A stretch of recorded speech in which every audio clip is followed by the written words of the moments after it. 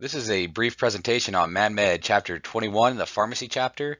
This is not all-inclusive. I'm mostly going to be focused on prescriptions, over-the-counter medications, the different schedules of medications, and controlled substance inventory boards. To begin with, we'll talk about how we go about prescribing medications.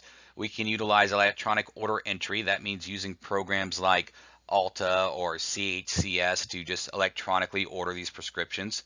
If we're going to write a prescription, we can use the DD 1289, which is your Department of Defense prescription. We can use the NAVMED 6710/7, which is your poly prescription. If you notice that the poly prescription is a Navy medicine form, this is produced by Navy Medicine, so it follows the rules of your SSIC codes. If you haven't watched the presentations on SSIC codes, I really recommend you do, because it really helps with memorizing forms and memorizing instructions that you're going to find throughout your bibliographies. So we'll break it down real quick. The 6 means medicine, the 7 means supplies, so we got to think of medications as supplies, and then the tertiary one, well, that has to do with drugs, chemicals, and biologicals. So anything produced by the Navy, any instructions or forms pertaining to medications, to pharmacy, they're probably going to be labeled 6710/something or point something if it's an instruction. Unfortunately, our DoD prescription, well, that's used Department of Defense wide, so it's just going to be a DD 1289. We'll just have to memorize that. So when writing prescriptions, a couple guidelines we've got to follow. They must be written in ink, indelible pencil, type written, or printed from or on a printed form generated from a computerized program. They must have the patient's full name. They must have the date the prescription was written. The patient's age or date of birth needs to be on there, and their weight if they are 12 years or younger. Okay, so weight if they're 12 years or younger. They must have the name of the drug, the form of the drug, the dosage, size, or strength written in the metric system. We've got to use a metric system when we're talking about doses and strength. It must have clear directions for use for the patient. It must have a valid, legible signature of the prescriber, and they must have refill authorizations, whether or not this medication can be refilled. Next, we're going to talk about policies regarding over-the-counter medications. So if a pharmacy has an over-the-counter program, the parent MTF CO may authorize a limited number of over-the-counter drugs to be dispensed from the pharmacy in conjunction with a healthcare screener. Under no circumstances will a patient be authorized to select their own medications. A non-physician health screener identified by the MTF shall assess the patient's symptoms and either enters a prescription into CHCS for recommendations for recommended over-the-counter drugs, selects the appropriate items on the approved list, and sends the patient to the pharmacy with that list, or they refer the patient for more definitive care. Quantities dispensed are limited to one treatment regimen. Limited to treatment of minor problems, cold, indigestion, or mild dermatitis. So if the health screener notices that this patient probably needs more than just over-the-counter medication, like we mentioned above, they're going to refer them to more definitive care. Products containing pseudoephedrine or other over-the-counter medications that have FDA restrictions shall not be dispensed as over-the-counter medications. Information required on locally developed pharmacy dispensing forms include: it's got to have a title that designates the form as the over-the-counter medication request. We've got to have the sponsor's name, the sponsor's social security number, the recipient's name, the duty or home telephone number, the date, the list of over-the-counter items approved by the Pharmacy and Therapeutics Committee. And these are the guys that approve things that would be allowed on the over-the-counter program, the over-the-counter medication program. These are the guys that approve formularies, and they do a lot of quality assurance stuff for pharmacies. And this is and then you'd also need the signature of a healthcare screener as well.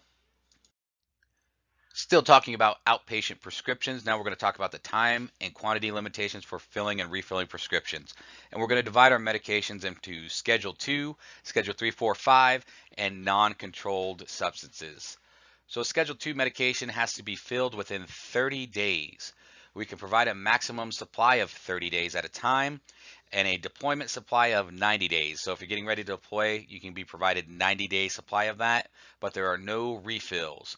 We have an exception to some of these rules when it comes to stimulant medications. We can give up to a 100-day supply of stimulant medications, things like Adderall. Those are Schedule 2 medications, and we can give a 100-day supply of those medications. Schedule 3, 4, and 5, well, those have to be filled within 6 months. We can do a maximum supply of 100 days. We can do a deployment supply of 180 days, and we can do 5 refills in a 6-month period. So 3, 4, and 5 filled within 6 months, 100-day supply, deployment supply of 180 days, up to 5 refills in a 6-month period. Non-controlled substances, these can be filled within a year. We can do a maximum supply of 100 days, and they can be refilled 12 months from the date they've originally been written. Non-controlled, they got to be filled within a year, max supply of 100 days, and refilled up to 12 months from the date they were originally written. When it comes to oral contraceptives, if women are taking these on a long-term basis, they'll be given a prescription for 6 packages, which would mean 6 months with 1 refill. So that would be a year's supply at 6-month intervals. So you just go in once, get the 6 packages, go in again, 6 packages, a year's supply for oral contraceptives. Next, we're going to talk about controlled substances and drug scheduling. The DEA assigns a drug to a schedule based off of its abuse potential. So we're going to split them into Schedule 1 medications, Schedule 2 drugs, and then Schedule 3, 4, and 5 we'll just put together in this chapter. So Schedule 1, these would be drugs with no acceptable medical use and a very high abuse potential. Schedule 2, these are drugs that have an acceptable medical use, but they still have a very high abuse potential. Schedule 3, 4, and 5, these are drugs with acceptable medical use, which are considered to have a lessening degree of abuse potential. Moving on to controlled substance storage and accountability. Schedule 1 and Schedule 2 medications, they're required to be stored in either a vault or a safe. Your Schedule 3, 4, and 5, they can be stored in a locked cabinet. The combination for your vault or your safe storage for your Schedule 1 and Schedule 2 medications, that needs to be placed in an envelope that is deposited with the commanding officer or a representative that he appoints. It also needs to be changed every 6 months. So Schedule 1 and 2 require storage in a safe or a vault. The combination will be given to the CO in a sealed envelope. That combination needs to be changed every 6 months. Your Schedule 3, 4, and 5, they can be stored in a locked cabinet. Now let's talk about some policies regarding the Controlled Substance Inventory Boards, or CSIBs. So quarterly and unannounced inventory of Schedule 1 and 2 controlled substances shall be made by the Controlled Substance Inventory Board. They will also inventory any other drugs that a local command designates as being required to be inventoried. The Controlled Substance Inventory Board will have at least 3 members. At least 1 member will be a commissioned officer. The senior officer assigned to the board, they will be designated as the senior member. At least 1 officer on the board shall be a medical corps, dental corps, medical service corps, or nurse corps officer, except when not available. So if you're on a platform where you don't have any of those officers, any of those medical officers, it may be just another commissioned officer, because no member of the board can be directly responsible for the substance being inventoried. So if you're a custodian of the medications, if you're a pharmacist, if you're an independent duty corpsman on an independent duty platform and you have controlled substances, you can't be on the Controlled Substance Inventory Board. That would be a case where it'd be another officer. E7 and E9, as well as Department of the Navy civilians in grade GS7 and above, can be members of the board at the CO's discretion. Okay, got to have at least 1 commission officer. Everybody else can be E7 through E9 or GS7 and above at the CO's discretion. The CO will appoint each member in writing. So CSIB, They have to do an inventory of all your Schedule 1 and 2 and any other designated medications at least quarterly. They can do it more often if they need to. A minimum of 3 members. At least one will be a commissioned officer. E7 through E9 can be board members, as well as GS7 and above, and the CO needs to appoint each member in writing. Reporting theft or loss. So we're going to notify the nearest Drug Enforcement Agency regional office, DEA regional office, upon the discovery of theft or significant loss of any controlled substance. We're going to report the theft or significant loss immediately by using the DEA Form 106. DEA Form 106 is what we're going to use. We're going to prepare an original and 3 copies. We're going to send the original and 1 copy to the nearest DEA regional office. We're going to send 1 copy to the BUMED Pharmacy Specialty Leader. We're going to send 1 copy to the MTF Regional Pharmacy Representative, and we're going to send 1 copy to the nearest field representative of the NCIS. Now, I know you're looking at this and probably going, wait, the original and 3 copies? I said the same thing, but this is how it reads in the Chapter 21 of the MANMED. It says the original and 1 copy to the nearest DEA Regional Office, 1 copy to BUMED Pharmacy Specialty Leader, 1 copy to the MTF Regional Pharmacy Representative, and 1 copy to the nearest field representative. And we got to report any unresolved narcotic inventory discrepancies to the senior member of the CSIB as well.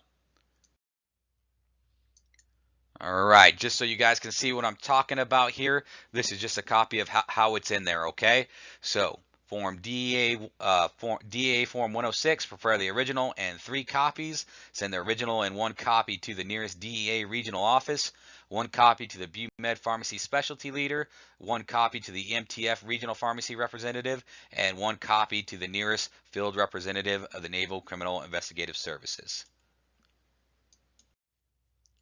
All right, let's review what we've gone over. What form is the DOD prescription? What form is the DOD prescription? That's your DD 1289. DD 1289 is your DOD prescription. What form is your poly prescription? What form is your poly prescription? That is the NAVMED 6710/6. NAVMED 6710/6 is your poly prescription. What medication schedules can be stored in a locked cabinet? What medication schedules can be stored in a locked cabinet? Schedules 3, 4, and 5 can be stored in a locked cabinet. 3, 4, and 5 can be stored in a locked cabinet. How many members are required to be on a Controlled Substance Inventory Board, a CSIB? How many members are required to be on a CSIB? 3 members, and 1 must be a commissioned officer. 3 members, and 1 must be a commissioned officer. How are Scheduled 1 and 2 medications stored? How are Scheduled 1 and 2 medications stored? Safe or vault storage. Remember, our Scheduled 1 and 2s, they need to be in safe or vault storage. What form is used in cases of theft or significant loss of narcotics? What form would be used in the case of theft or significant loss of narcotics?